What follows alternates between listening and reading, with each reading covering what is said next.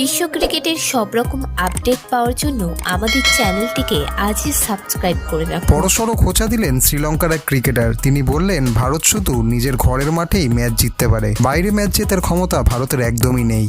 কিছুদিন আগেই ভারতীয় দলকে তৃতীয় ওডিআই ম্যাচে হারিয়ে চমকে দিয়েছে শ্রীলঙ্কা ক্রিকেট দল। আশা করা হয়েছিল গম্ভীরের কোচিংয়ে টিম ইন্ডিয়া খেলবে বাঘের মতো, কিন্তু তা হলো না। অথচ এই লঙ্কানদের বিপক্ষেই কয়েকদিন আগে টি-20 সিরিজে দারুণ জয় পেয়েছিল সূর্যকুমার যাদবের দল।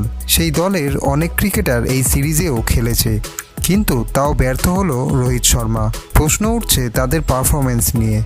ম্যাচ শেষের পর প্রেস কনফারেন্সে এসে গম্ভীর বললেন, বছরে 1-2 সিরিজ এরকম খারাপ যেতেই পারে, এটা নিয়ে অত লাফালাফি করার মতো কিছু নেই। এরই মধ্যে বড়সড় এক খোঁচা দিলেন শ্রীলঙ্কার ক্রিকেটার। তিনি বললেন, ভারত শুধু নিজের ঘরের মাঠেই ম্যাচ জিততে পারে, বাইরে ম্যাচ জেতার ক্ষমতা ভারতের একদমই নেই। বন্ধুরা, আমরা আশা করছি গৌতম গম্ভীর সময় মতো এর উত্তর দেবেন।